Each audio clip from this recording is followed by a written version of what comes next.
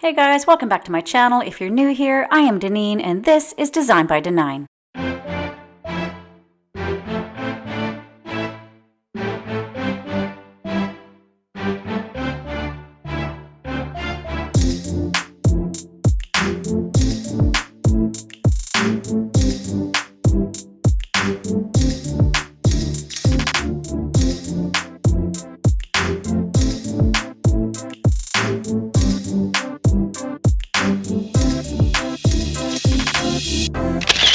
Today I'm participating in Heidi Sonboul's Summer DIY Challenge. I have links to both Heidi's channel and to the playlist in my description box below. For my projects today, I have pulled together 2 outdoor summer style projects that you can use on your patio. If you like this video, please give it a thumbs up and please consider subscribing to my channel and hitting that notification bell. This helps my channel to grow and allows me to make new content for you. Okay, enough with the public service announcement. Let's make some stuff.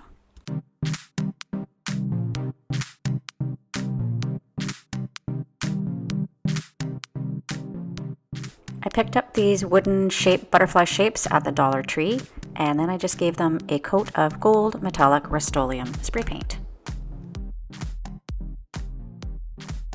These butterflies you can get at Walmart, Dollar Tree, and Dollarama.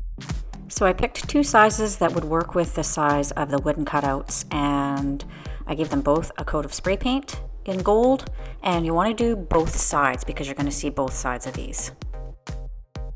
Then just grab your ruler or straight edge and fold it along the wings so that you've got a flat area for gluing.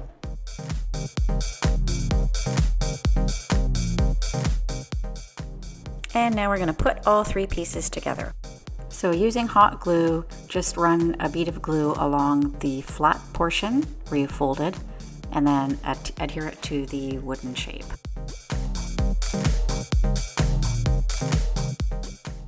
And repeat for the smallest butterfly so that you have a 3-tiered butterfly.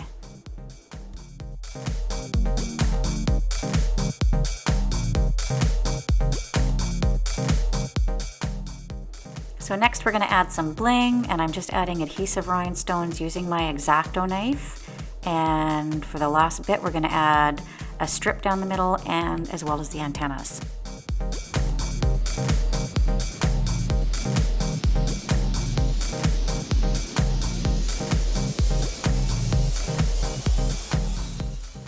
This is a 6-inch cylinder vase that I picked up at Dollarama.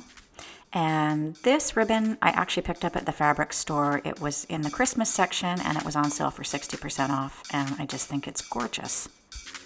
So I just measured a piece of ribbon wide enough to go around the circumference of the vase and then attached it using hot glue, and just glue on the edges of the ribbon so you don't have glue showing through a lacy portion. Then I attached my butterflies to the vase, starting on one side and then going to the opposite side to try and keep everything lined up.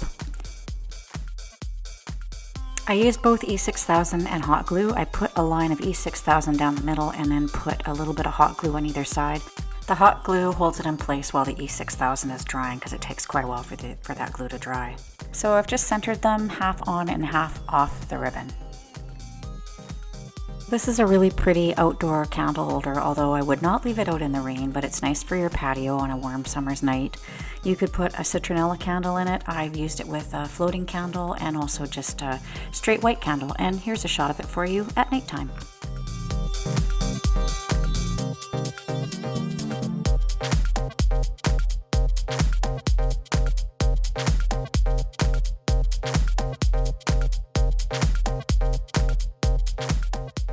This container is from Dollarama. It's a pretty decent size and I liked it because it was a bit of a shinier finish. My aesthetic tends more to the glam. And since it's still not glam enough for me, I decided to vamp it up a little bit with my same ribbon that I used in the previous project. Now, you wouldn't have to do this. If you want to leave yours plain, you could go ahead and do so, but if you want to ramp it up a little bit, here is what I did. Because the bucket is not completely straight, you can't just wrap the ribbon right around it because it has a bit of a slant to it. So the best way to do this is to cut 4 pieces for the front and back sides, for the long sides, and just attach those And again, make sure that you apply your glue to the edges of the ribbon so that you don't see glue showing through on the lacy portion. Then for the end pieces, I just cut a piece and I angled the edges and then attached it onto the area that's open, and you can kind of stretch it a little bit into place, and this way everything lines up and you can't even see the seams when you're done.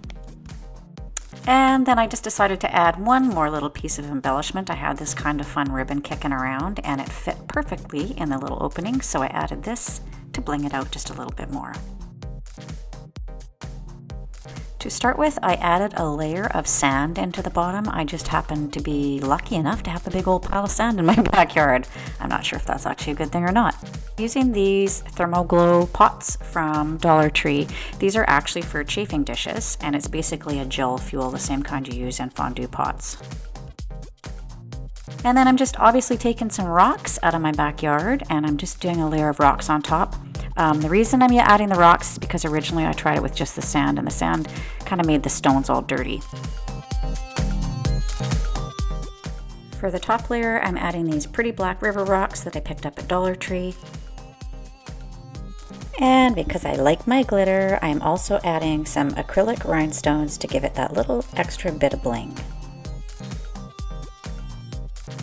Oh, and a little word to the wise, you're going to want to take the lids off of these before you put them in the sand, because they're actually kind of hard to get off, and I found it really difficult to get them off once it was in there, so do that before you put them in.